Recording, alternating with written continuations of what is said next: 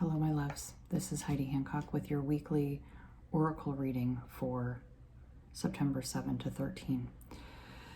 So I'm a little bit late in even doing this today because I've been in my own funk with the energies that are presenting.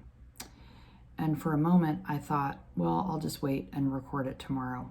And then I decided, no, it's actually important for me to record this in the energy that's coming up today because it's really uncomfortable. And yes, I report on these energies, but I also am here and human and have to live through it. And it is uncomfortable, and it's important that I present that in the most authentic and real way possible, rather than sugarcoating it, which has never been my bag. Anyways, anyone who knows me knows that I shoot it straight. I don't like sugarcoating it, so might as well just give it to you real, okay? So if you're new to me and you haven't heard this, you might go back. I started talking about this metaphor of the pot cooking, I think in July. So you might go back and look at July, August, September soul messages to get a deeper understanding of the metaphor. But we've been cooking in this pot, and the heat is cranking up. We're making bone broth. The bone is who we really are authentically, who we came in as a spirit to be. And the bone marrow is all the programming that is being cooked out of us. And so as the heat and the temperature is rising, last week I talked about the popping energy and the crackling of the boiling bubbles, and the bubbles being like the individual people, situations, ideas that are around us, and those are starting to break open so that we can see the truth that's underneath them. And last week, I think it was, I was saying the energy was coming all the way in, and it was cooking all of the deeper parts, right? There's nothing left now that is not being or has been cooked and touched by this. So all parts of us have been, affected by this. And so there's no space left for just being an observer of what's happening. There's also the participant side of that. And so with all of that, it just, has me thinking about self-help and self-love. And I have been a frequenter of the self-help aisle for years, at least 10, 15, 20 years. Always on this constant inner quest, inner journey. And I thought, wow, isn't that interesting? Is it really about self-help? Who's helping us? How are we doing it? It's not about getting help from the outside. It's about how are we helping ourselves. It really comes back to self-love.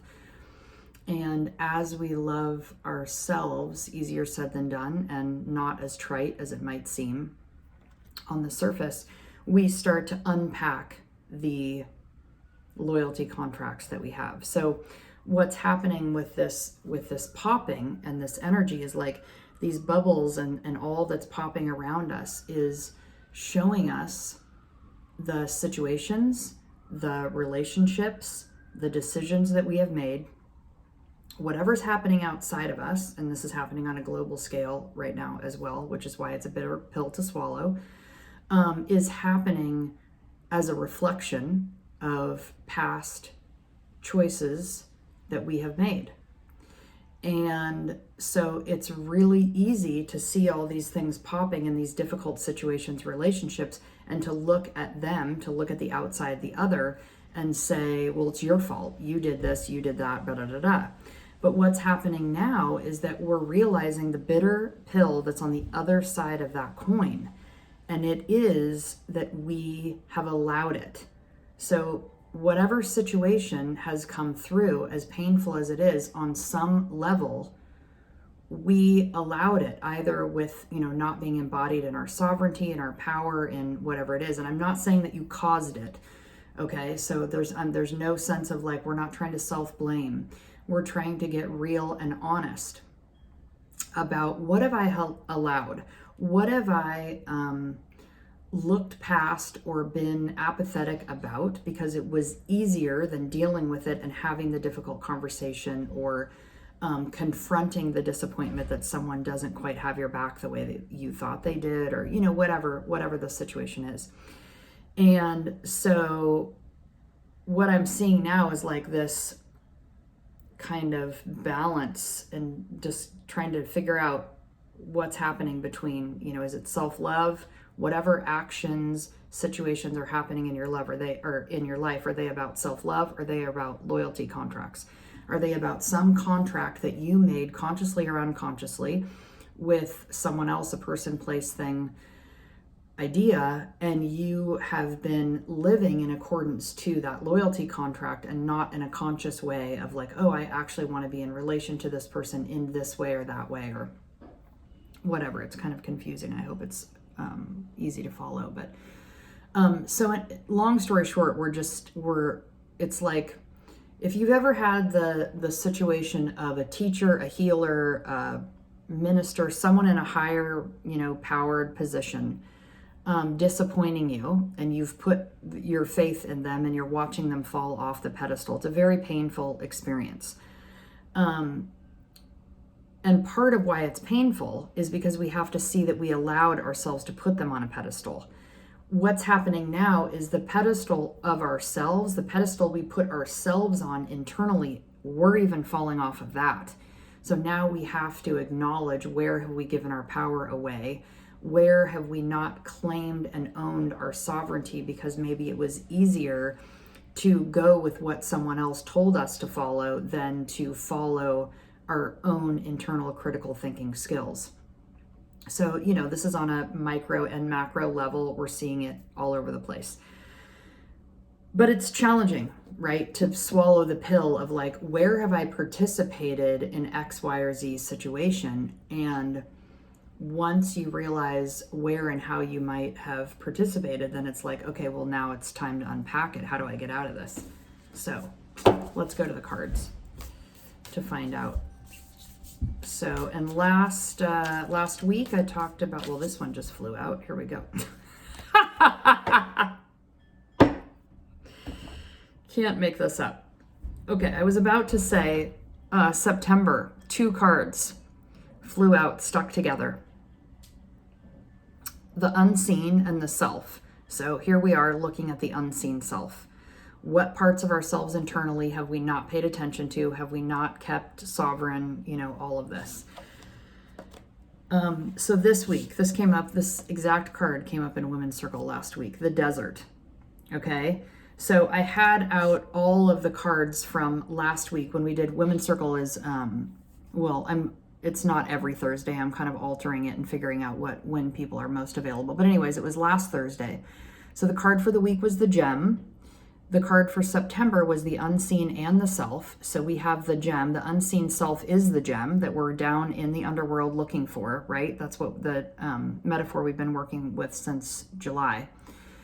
And then we got the desert. And I was like, well, what's going on with the desert here? And it's like, oh, well, now we have to deal with the grit, the sand, the difficulty, the rub, the where have we let go of ourselves. And so it was like this beautiful, I even posted a picture of it, I think last week in my feed, of all 4 of those cards together because they were telling this beautiful story. So anyways, again, we have the desert and it's like, oh my God, when am I going to get out of here? And, the hand is reaching up like, please save me. I'm sinking in my own quicksand.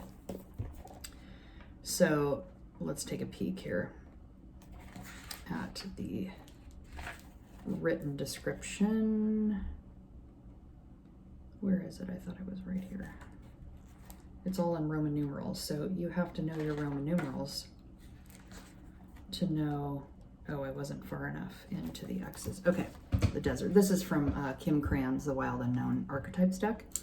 Okay, the desert, the drought, the wasteland, the badlands. I mean, if we couldn't be in that more right now, I don't even know.